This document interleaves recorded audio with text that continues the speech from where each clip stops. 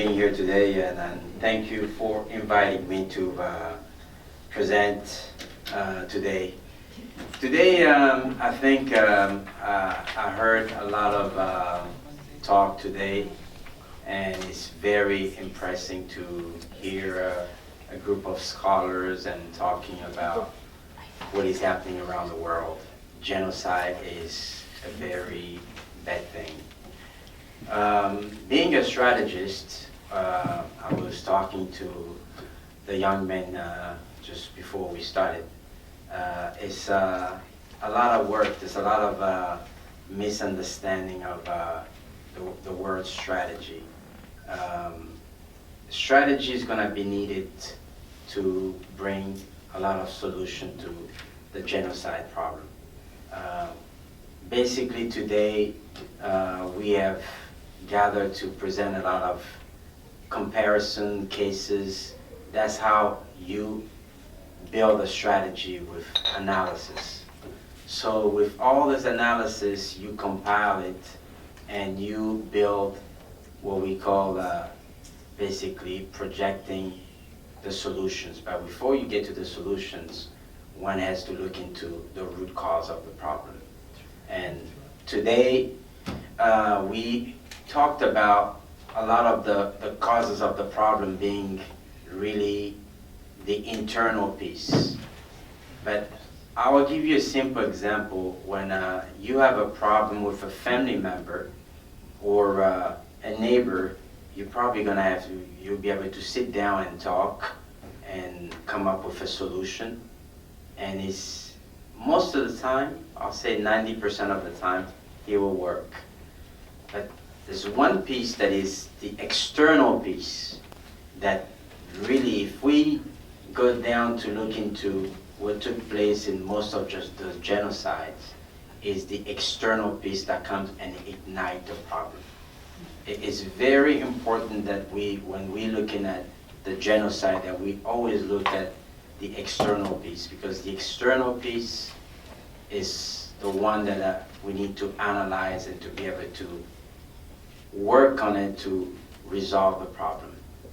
Now, I'm gonna go from that to really look into what are the possible solutions, especially us being here in the US.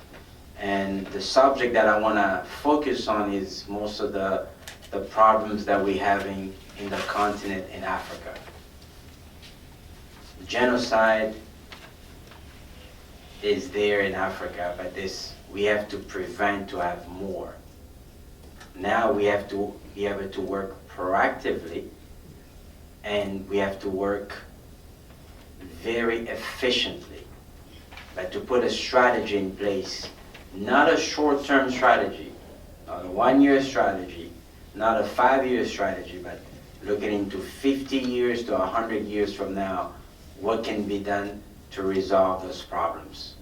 And I think a lot of us in this room will agree with me that the United States of America is a good example of where we have been able to see issues within the country with ethnicity. However, we are able to be together in the United States of America. So it's a good model to look into how America has been able to do so effectively and efficiently for years. There have been problems in the communities, but they always have to come. Socio-economic problems around the world.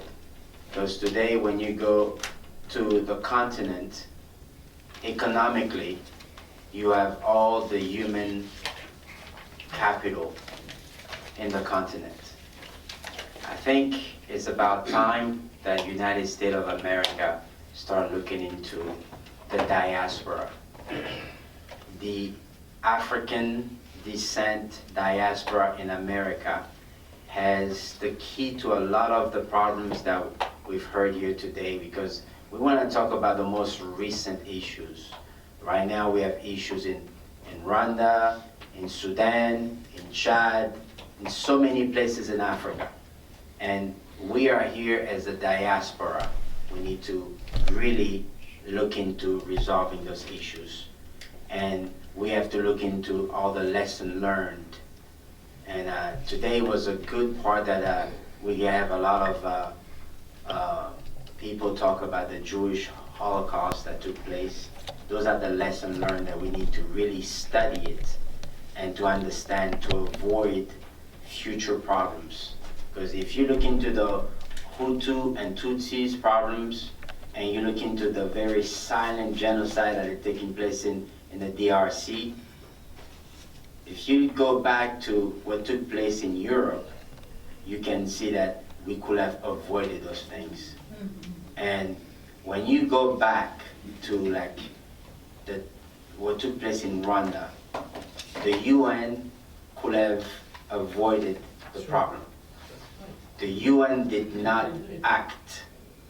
So we have to make sure, and then I heard my brother, one of the presenters, talked about how the peacekeepers of the US, usually the UN please, they don't bring solution. They bring more problems. And it is something that we really need to look into because it's very important for us as diasporan living in America. We need to really come together and be able to put together a group of strategists that will not even just think about short-term strategy, but very long-term strategy that will remain in place, that will keep on going to avoid. It's just like, I'll give you a good example. When you have a volcano area, you put sensors to see if a volcano coming or a tsunami.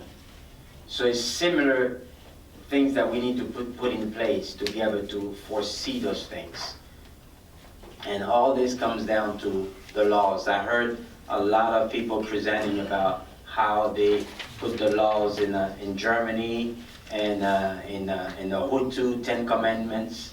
So all those things we need to look into, because people always use the laws and they sit on those laws to use it as a leverage, to say that, oh, we use this to go against so and so. So we need to really start thinking about how to leverage. Today, we are going to a third or fourth generation of Africans living in the United States of America.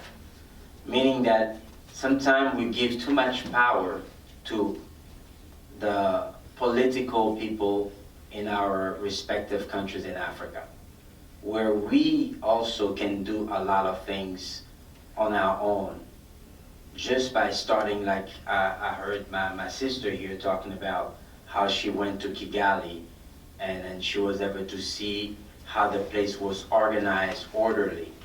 So why not we starting from there, just to bring order to all the entire 54 countries. And I'll tell you what, we might be thinking that we are not enough people to come together, but human capital, one person with the right skill set can bring a bunch of people together to really start thinking on a serious note and take action. Simple actions as creating jobs, putting the right infrastructure in place in those places. Because sometimes the problem is you don't have the infrastructure in place. Infrastructure is very important, and it takes for the right human capital to come together and think about putting all those things in place. And then when you have the infrastructure in place, at the same time you can build the industries.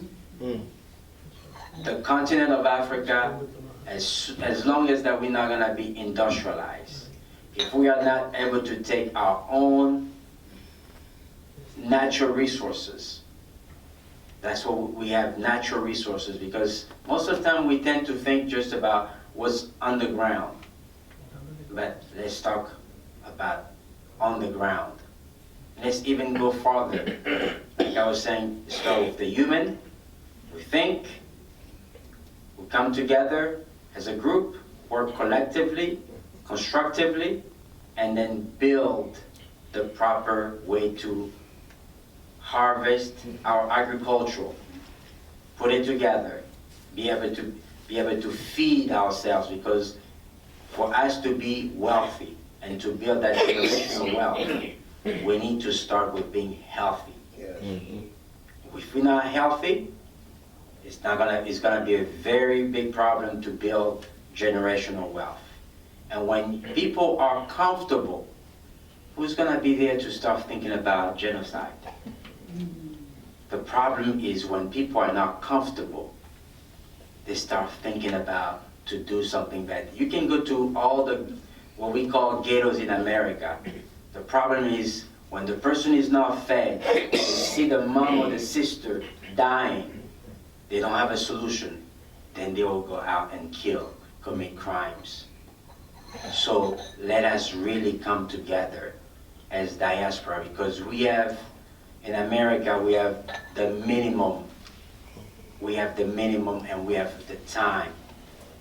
It's only gonna take sacrifice. I know that we have bills to pay, but I'll say that if we each take the time to come together, to put together a project, a plan, to bring industrialization to the continent, once we do it, we won't have a lot of, we're gonna always have problems, but we can minimize it, bring it low to less than 1%. It is very much possible.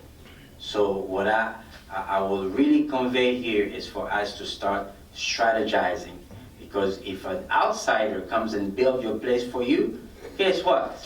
It's gonna become theirs, and then it's gonna create more fight, more friction. So let's really, as people of African descent living in America, to be able to come together to work with the US government at every level, and also work with the US private sector. And I can say a lot of people in this room are already part of the private sector, are already part of the civil societies. So we already have those things in place. So let us make sure that we can really tackle the issues in the continent from here with the right partners, so that we can really build, because we have all the professional, human capital is there. So let us really come together, and that's all I have to say today. Thank you.